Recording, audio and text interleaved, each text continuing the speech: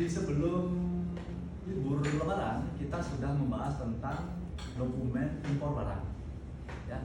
Nah sekarang kita dokumen ekspor barang. Tidak terlalu banyak berbeda, hanya mungkin kolom-kolomnya saja. Kalau impor ya berarti penerimanya dari Indonesia, gitu ya. Kalau ekspor berarti penerimanya dari luar negeri.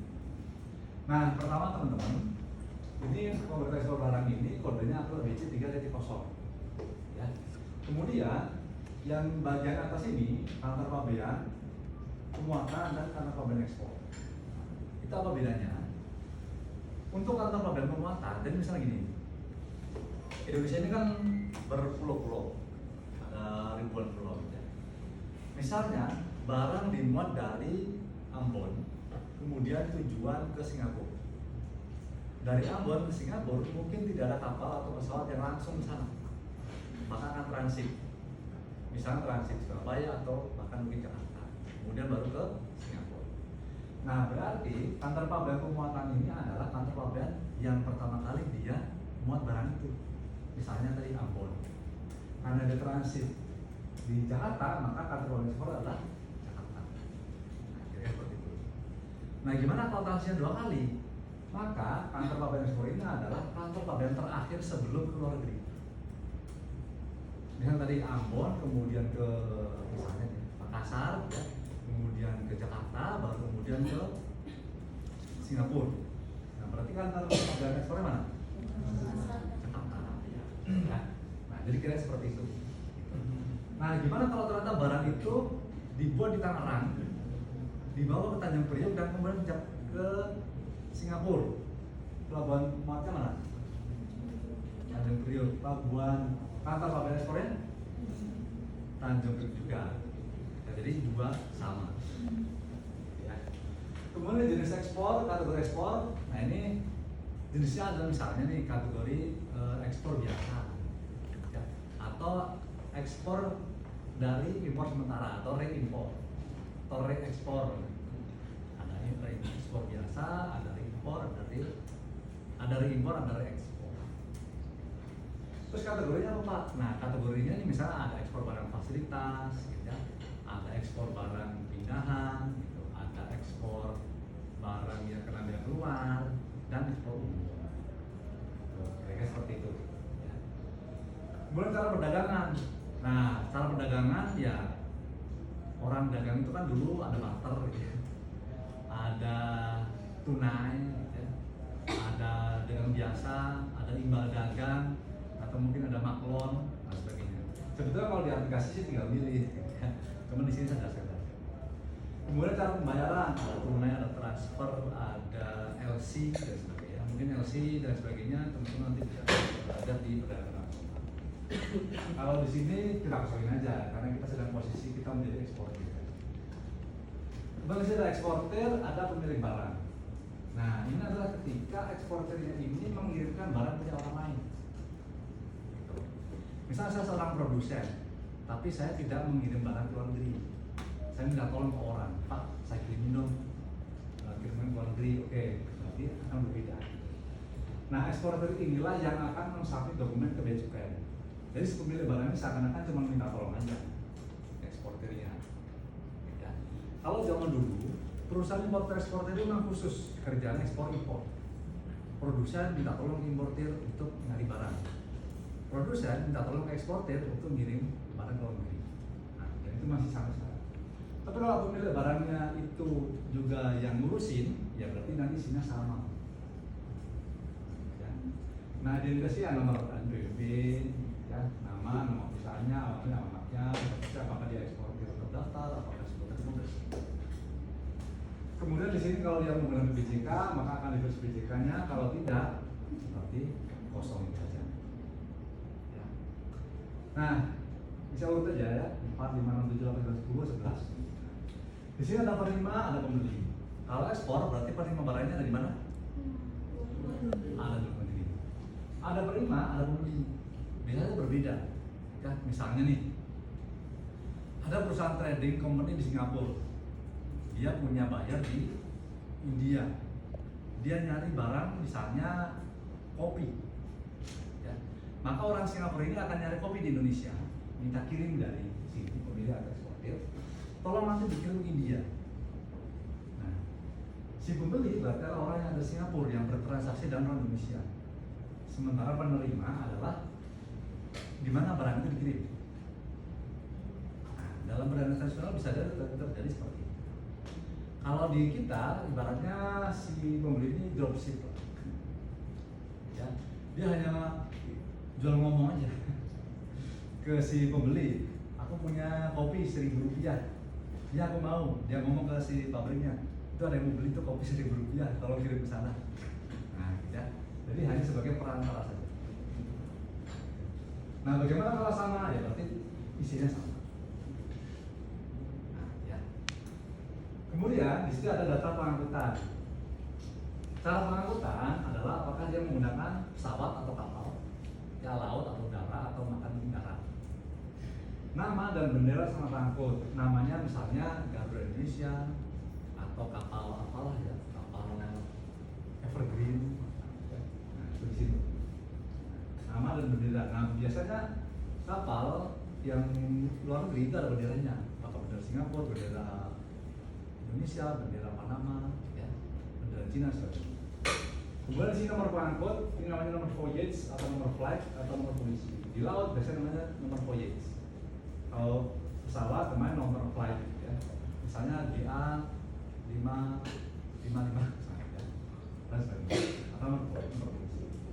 Kemudian di sini tanggal perkiraan ekspor. Nah, ini adalah tanggal kapan barang itu mau berangkat. Jadi PIB ini boleh diajukan sebelum, ya memang sebelumnya, kalau sudah berangkat boleh ya. Sebelum barang itu diberangkatkan. Nah, misalnya hari ini tanggal berapa?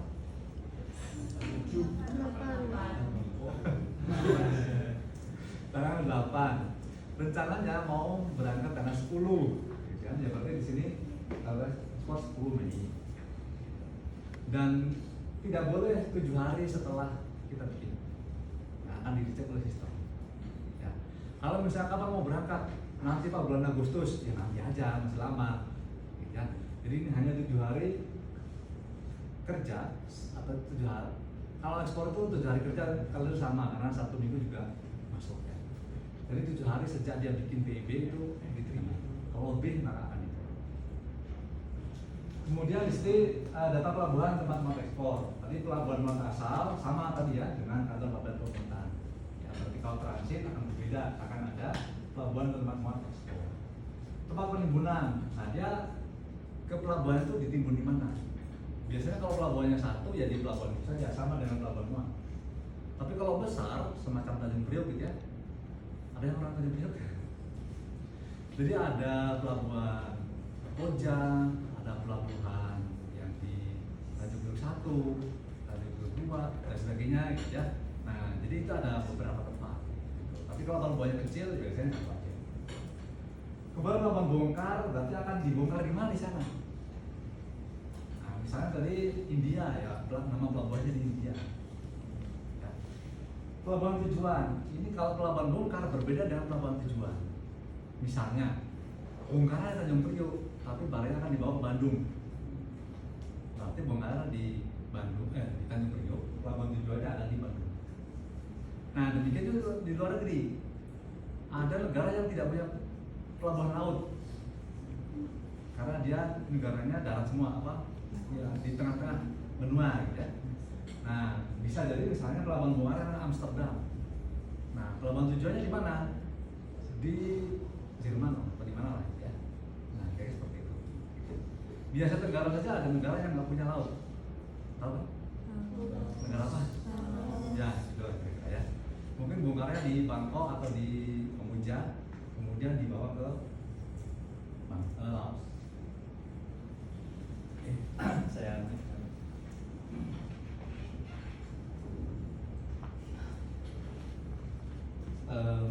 pelabuhan bongkar, pelabuhan tujuan dan negara tujuan. Negara tujuan berarti si pembelinya itu ada di mana? Si penerima barang itu ada di mana? Kemudian di sini ada dokumen pelengkap pabean. Nah, ini nomor tanggal invoice, nomor tanggal packing list, gitu ya. Nah, itu nomor dokumen dari si eksportirnya. Kemudian jenis nomor dan tanggal dokumen lainnya. Kalau misalnya ada, misalnya sertifikat analisis, gitu ya, atau mungkin MSDS kalau pada apa, kemudian mungkin mil certificate kalau barangnya besi dan sebagainya ya. Ini kalau ada. Kantor bea cukai pendaftaran, berarti bea cukainya akan didaftarkan di bea cukai mana? Biasanya sama dengan pelabuhan muat ekspor. Di sini lokasi pemeriksaan, nah ini di pelabuhan mana sama ya, kecuali dia minta lokasinya di gudang. Nah beberapa importir tergantung profil risiko ya, kemarin kita belajar mengenai risiko. Kalau yang risiko rendah bisa minta, Pak saya diperiksa di gudang saja. Nah gitu ya. Tapi kalau tidak ya berarti di pelabuhan. Kantor pabean pemeriksaan, nah ini biasanya sama dengan kantor pabean pendaftaran. Nah cara penyerahan barang ini adalah yang ada FOB, ada CIF, ya, ada ekspor. Kedua, tiga, nah ini bank devisa, jenis valuta dan nilai ekspor. Nah di Indonesia mewajibkan pembayaran ekspornya itu ada di bank dalam negeri, karena dulu ada orang ekspor, ternyata tidak dibayarkan ke dalam negeri, tapi disimpan di bank Singapura misalnya. Nah berarti kan devisanya tidak masuk ke dalam negeri. Nah padahal pemilik perusahaan itu banyak juga orang-orang negeri. Nah kemudian Indonesia mengatur bahwa devisa hasil ekspor itu harus dibawa ke dalam negeri. Nah makanya di sini akan dilaporkan. Misalnya bank BCA, jenis valutanya USD, nilai ekspornya adalah harganya berapa. Nah karena laporan PIB ini sampai ke BI, nanti BI akan meriksa apakah sudah ada transfer pembayaran atas nama PIB ini. Gitu. Kalau tidak ada, atau kalau ada tapi nggak lapor, ya tapi misalnya BI ya, bukan misalnya bea cukai ya, BI akan memblokir rekening itu. Tapi itu urusan BI ya, ini sebagai informasi saja. Jadi si eksportir itu harus melaporkan devisa hasil ekspornya itu berapa. Ini kalau ada pemasukan nih, ada pembayaran dari Jepang, ini transaksi apa? Nah itu harus lapor si pemilik perusahaan ke bank. Gitu. Kalau nggak lapor, uang itu nggak bisa diambil. Konon begitu. Tapi itu lagi-lagi saya itu saya bang, bea cukai nggak tahu sebetulnya. Masa bukan urusan bea cukai, ya. Ini hanya sebagai informasi saja. Kemudian di sini freight, asuransi, nilai naklon, ya transaksi itu, ya ongkos kirimnya berapa sih ngirim ke India, ya, asuransinya berapa. Nilai naklon itu ibaratnya ongkos jahit. Kan ada ya perusahaan luar negeri, dia mendirikan perusahaan di dalam negeri, bahan bakunya dari dia, nanti juga dia ambil lagi barang jadinya. Nah, orang Indonesia hanya jadi tukang jahit saja. Nah itu namanya maklon. Ya. Nah maklon ini nggak hanya baju aja, gitu. Kadang mesin juga ada, spare part juga ada. Dikasih bahan bakunya besi, kemudian diolah jadi screw, ya. Kemudian dikirim lagi ke luar negeri juga maklon. Di sini jumlah peti kemas, ya 41, 2, 3 dan seterusnya. Nomor ukuran status peti kemas, gitu ya. Ya nomor peti kemas. Di sini jumlah jenis kemasan. Kemarin kalau teman-teman udah periksa ya. Peti kemas itu ya kontainernya. Kalau kemasan ya berarti boxnya atau kartonnya.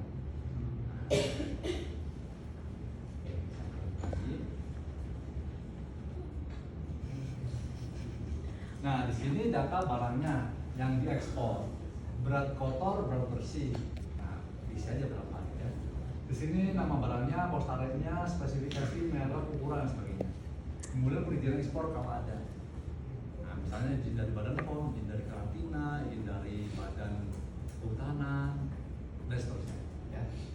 Kemudian di sini harga ekspor barang. Nah kemarin kalau teman-teman ngitung biaya keluar, nah kan ada tuh harga ekspor barang, atau ditulis di sini. Tarif BK-nya tulis di sini juga. Nah, ya. Kemudian di sini juga ada jadi satuan barang, berat bersih dan volumenya. Nah bedanya apa dengan sini? Di sini berat bersih per item barang kan bisa jadi 2 item, 3 item. Kalau di sini totalnya, maka di sini item barangnya berapa? Dan negara asal barang kalau produksi Indonesia Indonesia.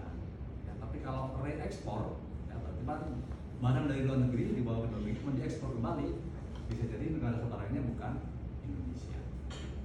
Daerah asal barang ini nama kabupaten. Nah, diproduksi di mana barang itu? Di Tangerang kah, di Bekasi kah, di Bogor kah, atau mungkin di Surabaya kah, di mana? Ya. Kemudian ini jumlah nilai FOB. sini nilai tukarnya atau kursnya ditulis gitu ya, 1 USD sama dengan 16.000 misalnya ya. Kemudian di sini data penerimaan negara pihak keuangan berapa, pasal PPh dan pungutan sapi. Kalau bayar, kalau misalnya barangnya nggak kena BK ya nggak usah nulis, ya kosongin aja. Barangnya nggak kena PPh pasal 22 ekspor ya nggak usah nulis. Barangnya bukan kelapa sawit berarti nggak kena pungutan sawit yang straight aja atau nol. Ya. Oke, sampai di sini ada pertanyaan?